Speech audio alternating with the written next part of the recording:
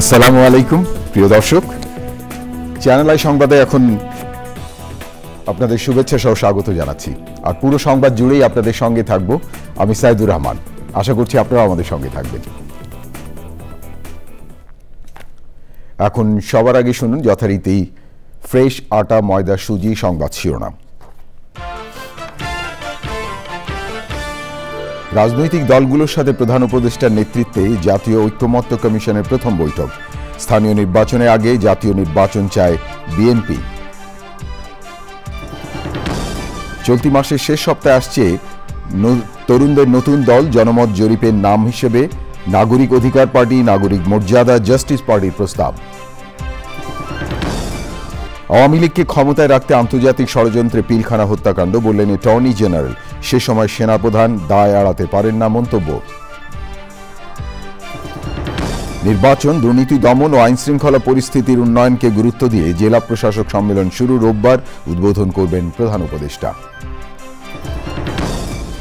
উপমহাদেশের প্রখ্যাত সঙ্গীত ব্যক্তিত্ব প্রতুল মুখোপাধ্যায় আর নেই। সংস্কৃতি জগতের উজ্জ্বল নক্ষত্রের বিদায় শোক। এবং চীনের হাজার বছরের ঐতিহ্য সেঞ্চুরি এগ ডিমের মূল্য সংযোজনে সফল বাণিজ্যিক শিল্প উদ্যোগ।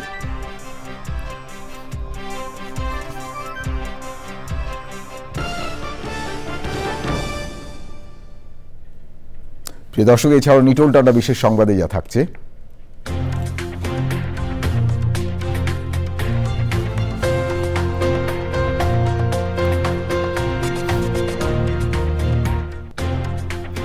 মেহেরপুরে ৭০০-রও বেশি প্রবীণদের অংশগ্রহণে মুরব্বীদের মিলন মেলার খবর।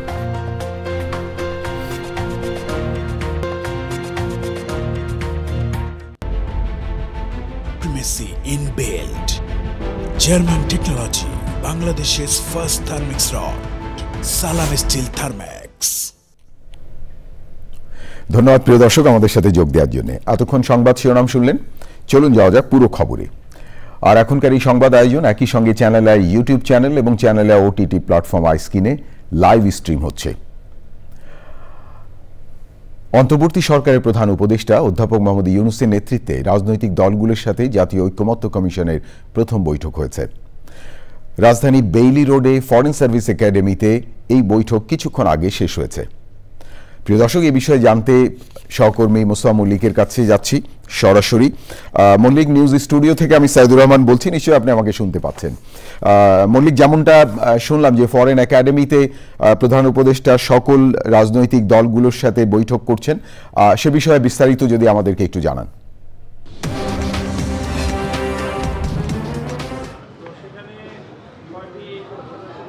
আসলে যে বৈঠকটি ৩টার সময় শুরু হয়েছিল, সেই বৈঠকটি আমি আসলে ঠিক বলতে পারছি না এখনো শেষ হয়েছে নাকি চলছে, কারণ প্রেস উইং থেকে সে ধরনের কোনো তথ্য আমাদেরকে দেওয়া হয়নি। তবে কিছুক্ষণ পর যে সব রাজনৈতিক দলগুলো অংশ নিয়েছে তাদের প্রতিনিধিরা আসছেন এবং কথা বলছেন। যেমন মামুনুল হকের আগেই এখানে ছিলেন বিএনপি মহাসচিব মির্জা ফখরুল ইসলাম আলমগীর, এবং তার কাছে সাংবাদিকরা প্রশ্ন করেছিল যে কি আলোচনা হয়েছে। মির্জা ফখরুল ইসলাম আলমগীর বলেছেন যে গেল কয়েক মাস ধরেই তারা একটি কথা বারবার বলে এসছে, সেটি হচ্ছে যে কোনোভাবেই যেন জাতীয় নির্বাচনের আগে স্থানীয় সরকার নির্বাচন না হয়, সেই আহ্বানটাই তারা জানিয়েছেন। তার আগে আরও কয়েকজন এখানে বক্তব্য দিয়েছেন, আন্দালিব রহমান পার্থ থেকে শুরু করে আরও কয়েকজন। আর একদম শুরুতে অর্থাৎ ৩টার খানিকক্ষণ পরে অধ্যাপক ইউনূস যারা রাজনীতিবিদ রয়েছেন তাদের সঙ্গে বক্তব্য দিয়েছেন এবং তারা বলেছেন যে রাজনীতিবিদরা আসলে যেহেতু সমাজের প্রতিনিধিত্ব করে, সুতরাং সামাজিক কাঠামো, দেশের কাঠামো, রাষ্ট্রীয় কাঠামো কেমন হওয়া উচিত সেটা নিয়ে আলোচনা করার জন্যই আসলে সকল রাজনীতিবিদদের তিনি ডেকেছেন। এবং তিনি বলছেন যে সরকারের পক্ষ থেকে কোনোভাবেই কোনো জিনিস চাপিয়ে দেওয়া হচ্ছে না, এবং অন্তর্বর্তীকালীন যে সরকার তারা মনে করছেন যে এই আলোচনার মাধ্যমে আসলে একটা নতুন বাংলাদেশ গড়ার যে একটি পথ, সেই পথটি তারা তৈরি হবে। তো এখন কথা বলছেন হচ্ছে মামুনুল হক, হেফাজত নেতা। আমরা তার কাছে চলে যাওয়ার চেষ্টা করছি। মাইক্রোফোনটা পৌঁছতে হয়তো একটু বিলম্ব হবে, কারণ এখানে প্রচুর মানুষজন আছেন। এই হচ্ছে আমার কাছে যতটুকু সংবাদ ছিল। চলে যেতে পারে, এই জন্য তারা সতর্ক করেছেন যে কোনোভাবেই যেন এই ধরনের সিদ্ধান্ত গ্রহণ না করা হয়।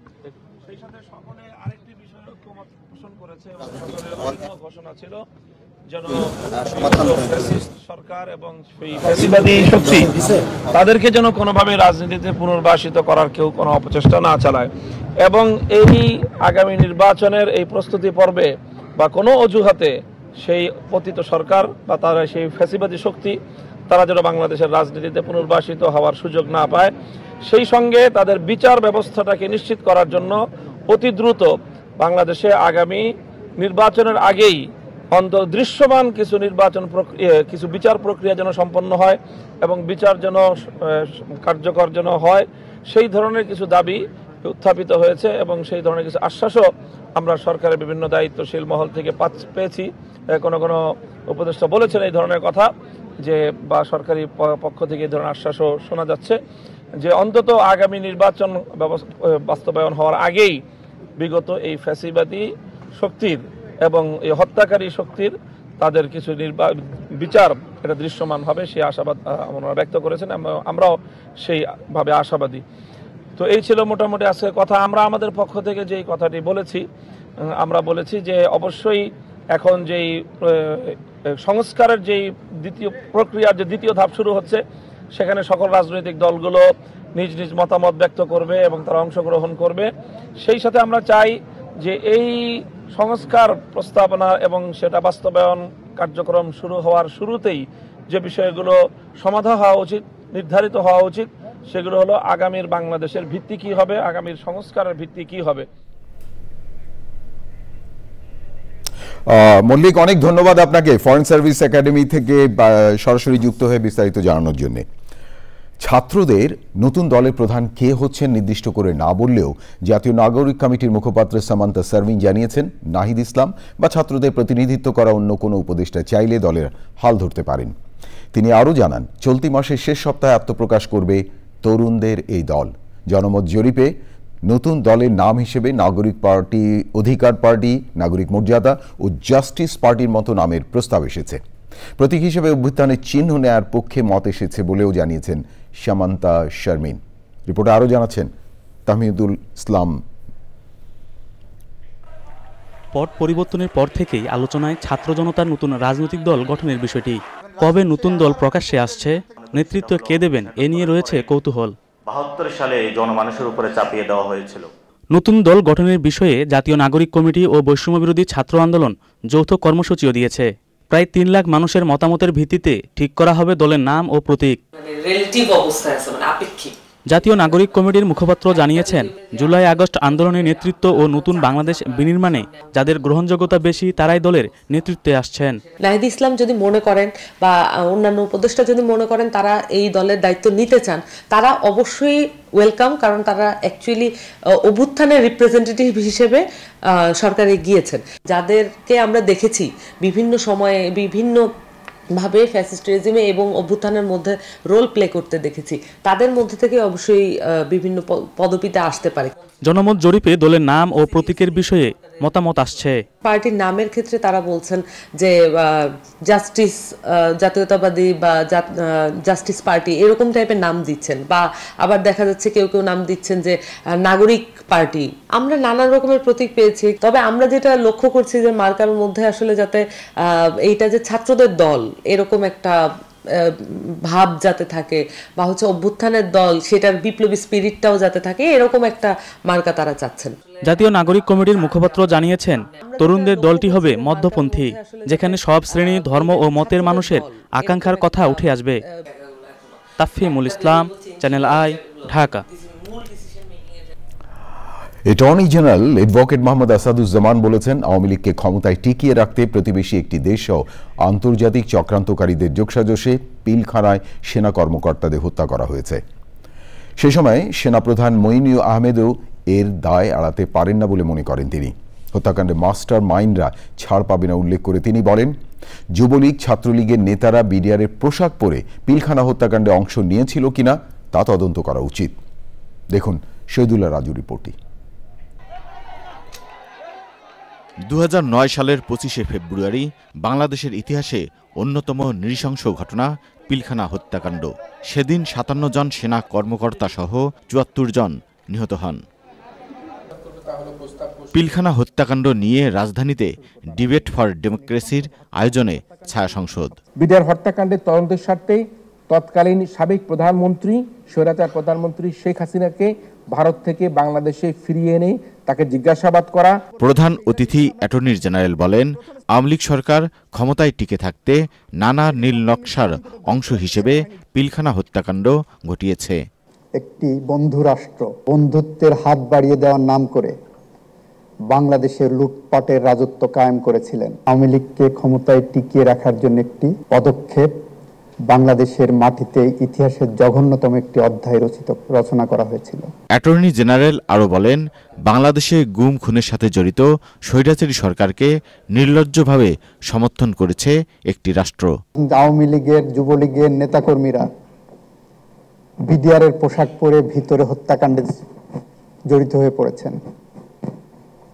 আশা করি কমিশন এগুলো বের করে আনবেন। যাদের বিচারের সামনে নিয়ে আসা হয়েছে, যাদের সাজা দেওয়া হয়েছে, সাক্ষী প্রমাণের ভিত্তিতে করা হয়েছে। যে যাদেরকে আসলে সামনে আরো আনার দরকার ছিল, মাস্টারমাইন্ড, ক্রিমিনাল কনস্পিরেসির পার্ট যারা ছিলেন, তাদের সামনে আসা উচিত।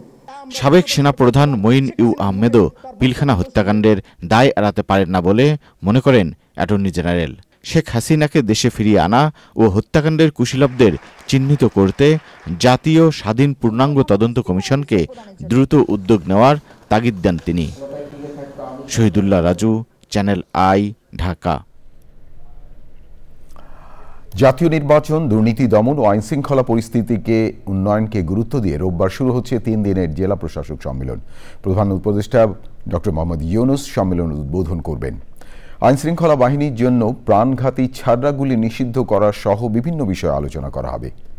বিস্তারিত জানাচ্ছেন রফিকুল বাশার। পর হতে যাচ্ছে প্রথম জেলা প্রশাসক সম্মেলন।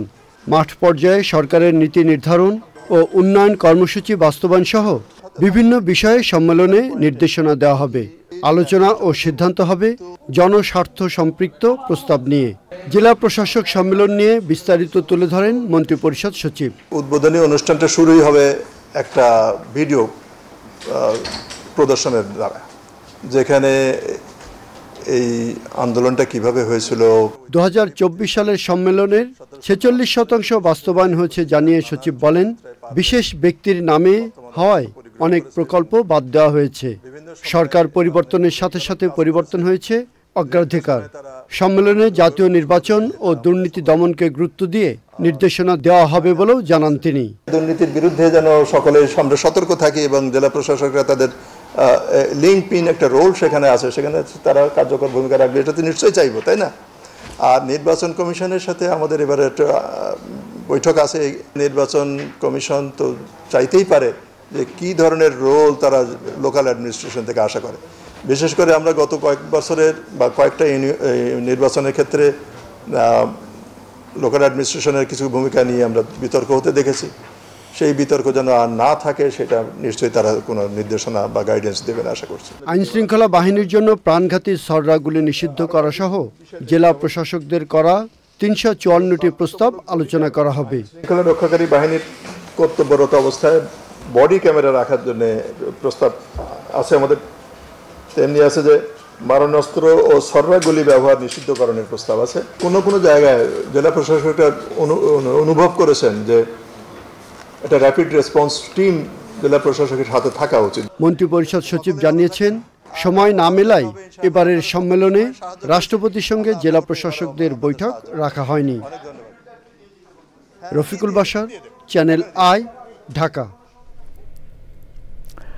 সাভারের আশুলিয়ার গ্যাস সিলিন্ডার বিস্ফোরণে শিশুসহ 11 জন দগ্ধের ঘটনায় 8 জনের অবস্থা আশঙ্কাজনক। চিকিৎসকরা জানিয়েছে তাদের মধ্যে একজনের শরীরের 99% এবং আরেকজনের 95% পুড়ে গেছে। আশুলিয়ার গুমাইল এলাকায় মোহাম্মদ সুমনের বাড়িতে শুক্রবার শবে-বরাত উপলক্ষে রাতে আত্মীয়রা বেড়াতে এলে পিঠা তৈরির সময় বিস্ফোরণ ঘটে।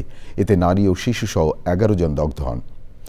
স্থানীয় হাসপাতালে চিকিৎসার পর তাদের আনা হয় রাজধানীর জাতীয় বার্ন অ্যান্ড প্লাস্টিক সার্জারি ইনস্টিটিউটে। দগ্ধদের মধ্যে 4 জন শিশু রয়েছে, যাদের একজনের বয়স 3 মাস।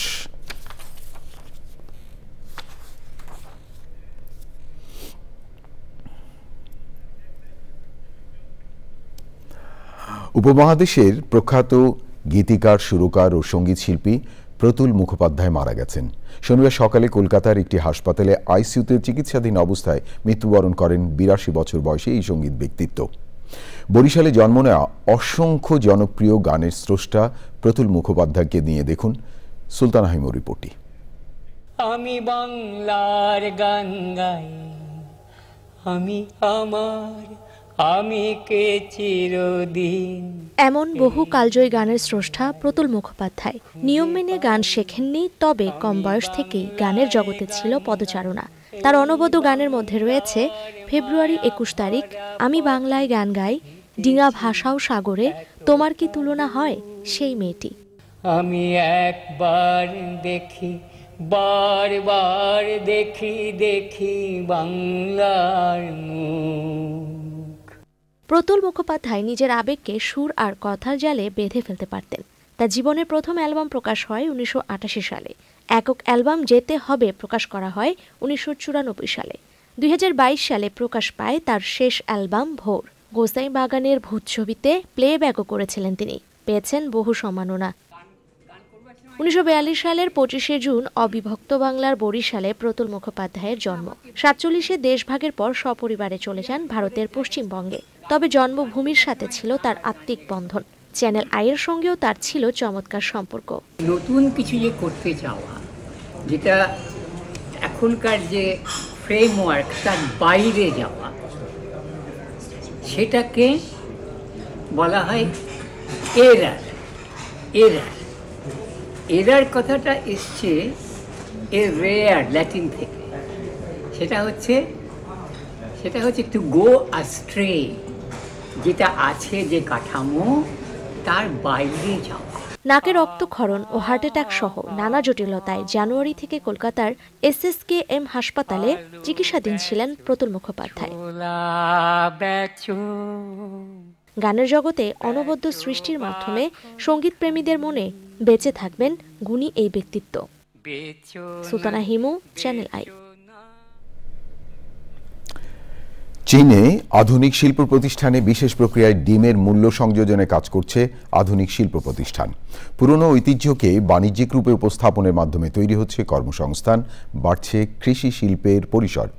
প্রিয় দর্শক, বিস্তারিত জানাচ্ছেন শাইখ সিরাজ। চীনের গুয়াংডং প্রদেশের কাইপিং পোল্ট্রি শিল্প এলাকার এই আধুনিক প্রতিষ্ঠানটি কাজ করছে উৎপাদিত হাঁসের ডিমের মূল্য সংযোজনে। সেঞ্চুরি এগ বা সল্টেড এগ তৈরির মাধ্যমে প্রতিষ্ঠানটি ইতিমধ্যেই দারুণ অর্থনৈতিক সাফল্য অর্জন করেছে। সেঞ্চুরি এগ মূলত চীনের ডিম সংরক্ষণের পুরনো এক ঐতিহ্য।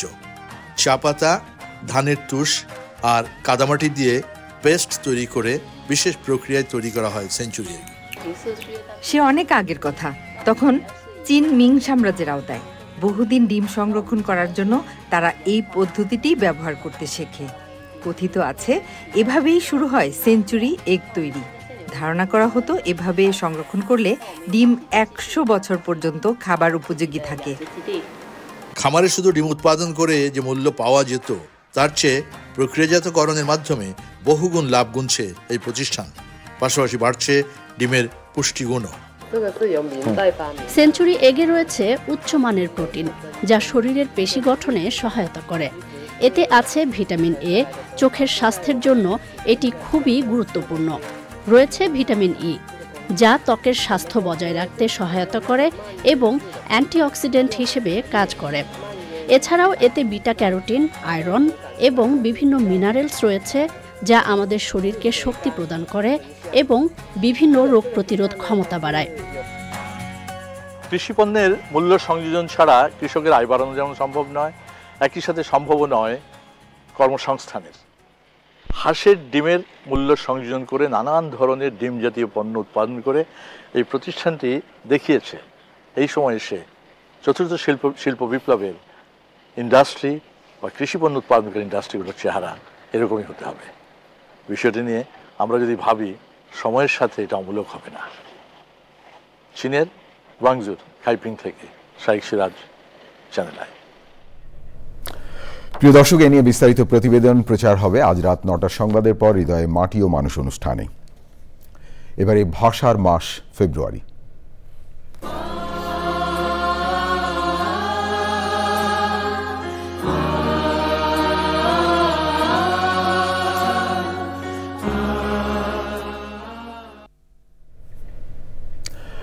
অমর একুশে বইমেলার 15তম দিন আজ। সাপ্তাহিক ছুটির দিনে পাঠক এবং ক্রেতাদের ভিড় বেড়েছে বইমেলায়।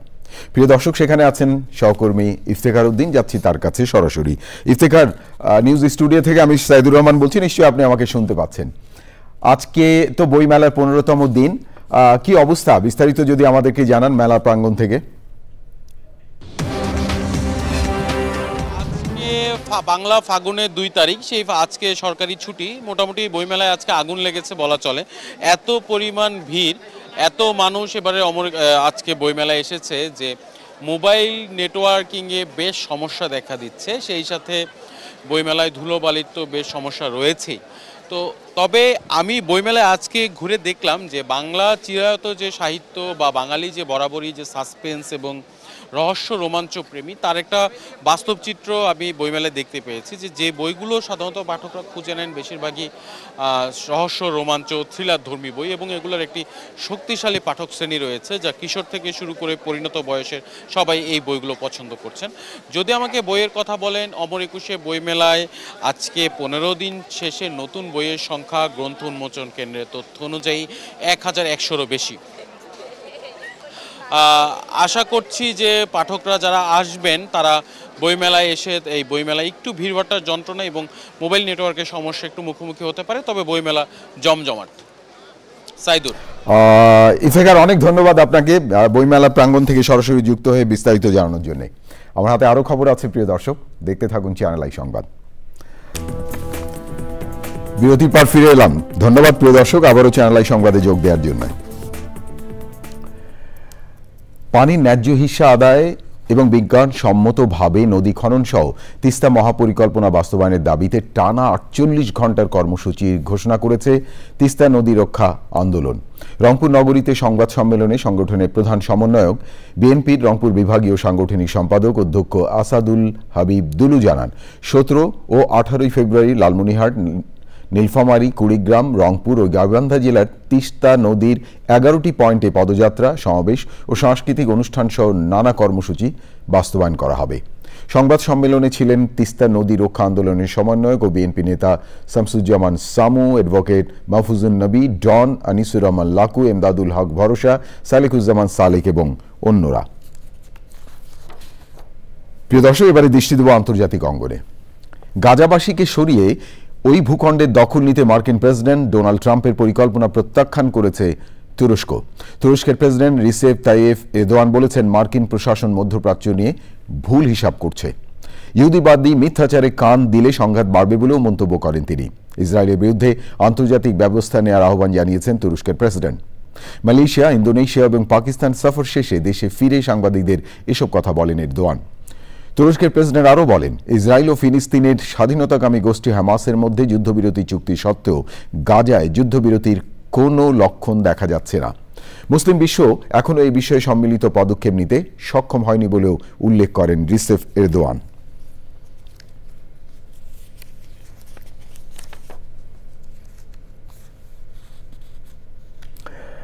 প্রিয় দর্শক, এবারে নিটোল টাটা বিশেষ সংবাদ।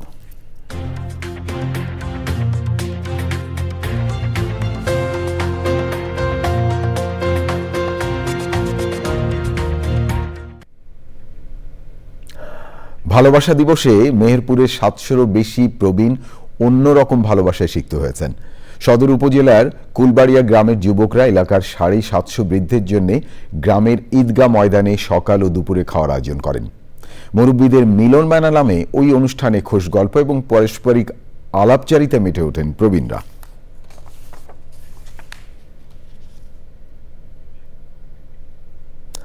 এবারে পূবালী ব্যাংক বাণিজ্য সংবাদ।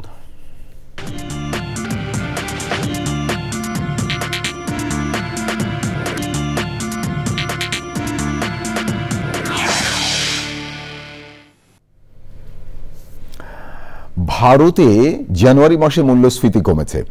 এ মাসে দেশটির পাইকারি বাজারে জিনিসপত্রের দাম কমে 2.31% নেমেছে, যা ডিসেম্বরে ছিল 2.37%। বিভিন্ন ধরনের খাদ্যদ্রব্য এবং বস্ত্র ও পোশাক শিল্পের দামের কারণেই এখনও মূল্যস্ফীতির পরিস্থিতি চলছে। ভারতের কেন্দ্রীয় বাণিজ্য এবং শিল্প মন্ত্রণালয় প্রকাশ করা পরিসংখ্যানে এই তথ্য পাওয়া গেছে। তবে দেশটির পাইকারি মূল্য সূচক গত বছরে একই মাসের চেয়ে অনেক বেশি রয়েছে। 2024 সালের জানুয়ারিতে সে দেশে মূল্যস্ফীতির হার ছিল মাত্র 0.27%। প্রিয় দর্শক, থাকুন চ্যানেলের সঙ্গে, ফিরছি একটু পরে আরো খবর নিয়ে। প্রিয় দর্শক, বিরতির পর ফিরে এলাম চ্যানেল আই সংবাদে আরো খবর নিয়ে। আপনাদেরকে আরেকবার স্বাগত জানাচ্ছি। ঝালকাঠির কাঠালিয়ায় 5টি অবৈধ ইটভাটা বন্ধ করা হয়েছে। সেই সময় বুলডোজার দিয়ে ইটভাটাগুলোর চুলা, চিমনি ও কাঁচা ইট গুঁড়িয়ে দেওয়া হয়। সেই সাথে ইটভাটার মালিকদের 1.5 লাখ টাকা জরিমানা করেছে ভ্রাম্যমাণ আদালত। কাঠালিয়ার উপজেলা নির্বাহী কর্মকর্তা ও এক্সিকিউটিভ ম্যাজিস্ট্রেট জহিরুল ইসলামের নেতৃত্বে বড় কাঠালিয়া এবং শৌলজলিয়া এলাকায় এই অভিযান চালানো হয়। সে সময় ঝালকাঠি পরিবেশ অধিদপ্তরের পরিচালক মোহাম্মদ আমিনুল ইসলাম এবং পুলিশ ও ফায়ার সার্ভিসের সদস্যরা ছিলেন।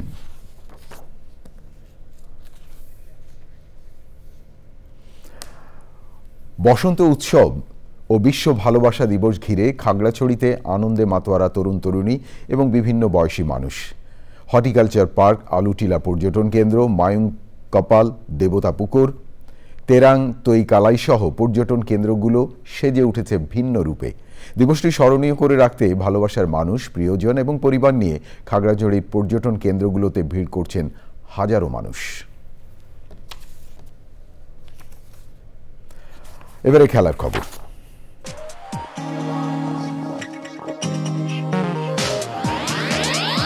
শিরোনাম আরো একবার। রাজনৈতিক দলগুলোর সাথে প্রধান উপদেষ্টার নেতৃত্বে জাতীয় ঐক্যমত্য কমিশনের প্রথম বৈঠক। স্থানীয় নির্বাচনের আগে জাতীয় নির্বাচন চায় বিএনপি। চলতি মাসের শেষ সপ্তাহে আসছে তরুণদের নতুন দল। জনমত জরিপের নাম হিসেবে নাগরিক অধিকার পার্টি, নাগরিক মর্যাদা, জাস্টিস পার্টির প্রস্তাব। আওয়ামী লীগকে ক্ষমতায় রাখতে আন্তর্জাতিক ষড়যন্ত্রের পিলখানা হত্যাকাণ্ড বললেন অ্যাটর্নি জেনারেল। সে সময় সেনাপ্রধান দায় এড়াতে পারেন না মন্তব্য। নির্বাচন, দুর্নীতি দমন ও আইনশৃঙ্খলা পরিস্থিতির উন্নয়নকে গুরুত্ব দিয়ে জেলা প্রশাসক সম্মেলন শুরু। রোববার উদ্বোধন করবেন প্রধান উপদেষ্টা। উপমহাদেশে প্রখ্যাত সঙ্গীত ব্যক্তিত্ব প্রতুল মুখোপাধ্যায় আর নেই। সংস্কৃতি জগতের উজ্জ্বল নক্ষত্রে বিদায়ে শোক। এবং চীনের 1000 বছরের ঐতিহ্য সেঞ্চুরি এগ ডিমের মূল্য সংযোজনের সফল বাণিজ্যিক শিল্প উদ্যোগ।